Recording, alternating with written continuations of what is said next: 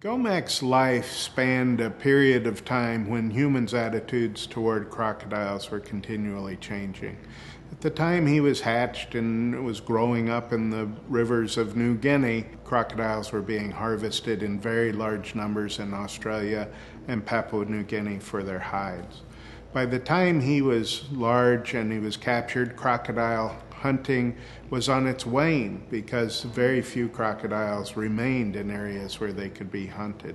George Craig was a croc hunter that worked the Fly River and had a general store on Daru Island at the mouth of the Fly.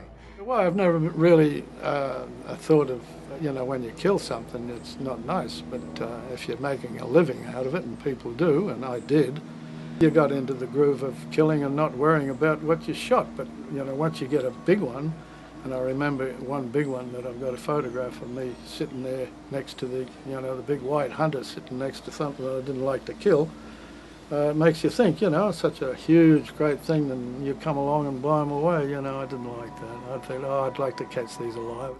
So George heard about Gomek as an impressively large crocodile, and the natives in the area said once he achieved large sizes, he became a man-eater, that he killed several people there.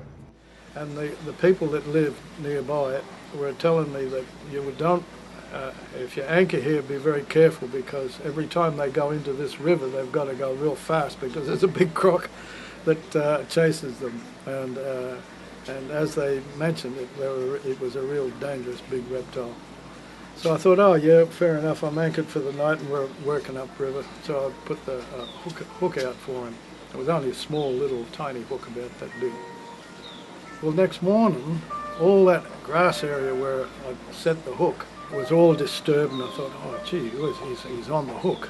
But in this case, it was fouled up with grass and bits and pieces, and I noticed the hook wasn't on. It was, as I pulled the rope up, the hook wasn't even in his mouth.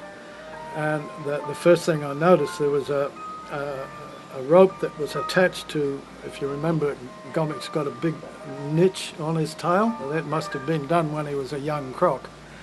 But luckily for me, the rope had tangled up onto that tail as he'd been trying to get off the situation he was in.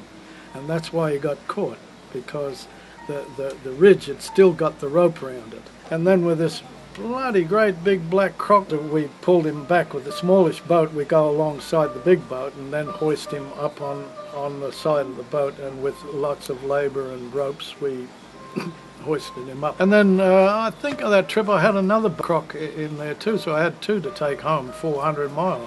In 1972, George moved to Green Island on the Great Barrier Reef of Australia, and he had to catch these crocodiles, get them onto a ship, and set them up there. In the mid-'80s, Arthur Jones, the inventor of Nautilus weightlifting equipment, bought Gomek from George. And Gomek was flown by jetliner to north central Florida. And then he was purchased by the St. Augustine Alligator Farm Zoological Park.